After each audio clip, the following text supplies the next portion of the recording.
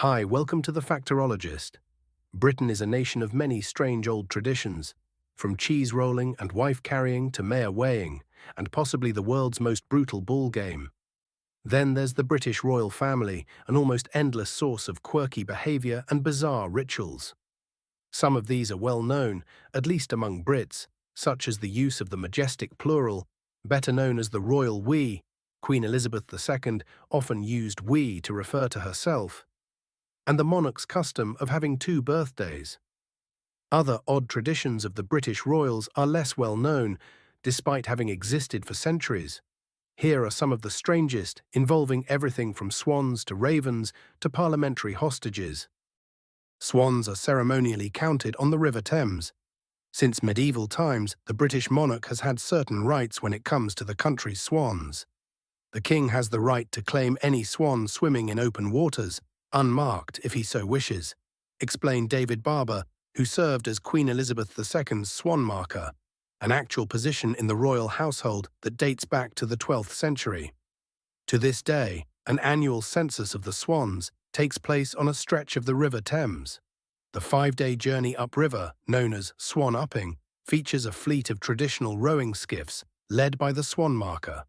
The royals once considered swans a delicacy, but swan upping is now focused on conservation and education rather than any culinary considerations.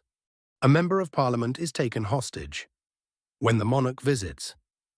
Back in the 17th century, King Charles I had a contentious relationship with parliament. It didn't end well for Charles, who was executed for high treason in 1649. As the story goes, the king feared for his own safety every time he visited the legislative houses, and so he decided to take a hostage who would be held at Buckingham Palace as insurance until his safe return. The tradition has continued to the present day. Every year, when the monarch goes to the state opening of Parliament, a member of Parliament is symbolically held hostage at the palace, probably being served copious amounts of tea and scones, until the king or queen returns. Sheriffs are appointed by pricking parchment with a sewing needle. Apart from the Crown itself, the oldest secular office in the United Kingdom is the Office of High Sheriff, which has existed for more than 1,000 years. These sheriffs, or shire reeves, were appointed each year by the monarch to maintain law and order within a shire or county. For centuries, these appointments have been marked on a parchment roll in an unusual fashion. Rather than use a pen or even a quill, the monarch instead pricks the parchment using a bodkin, a silver needle normally used for hand sewing. The practice is often said to have begun with Queen Elizabeth I, who supposedly chose to perforate the parchment while embroidering in the garden, simply because it was easier than using a pen. But this is a colourful myth, as a pricked sheriff's roll exists from the reign of Elizabeth's grandfather, Henry VII. Pricking was likely favoured for practical reasons. A pen mark could easily be erased with a knife, but a hole was far more difficult to hide or repair without someone noticing. 6 ravens must reside in the Tower of London to protect Britain. According to British legend, both crown and country will fall if the Tower of London's resident ravens ever leave their post. Various stories exist to explain this royal tradition, but the most pervasive legend comes from the 17th century and the reign of Charles II. It is said that the royal astronomer, John Flamsteed, complained about the ravens interfering with his observatory work, prompting the king to order their elimination. But Charles was warned that should the ravens leave, a great disaster would befall the nation. Heeding this advice, the king decreed that ravens should be kept at the tower at all times.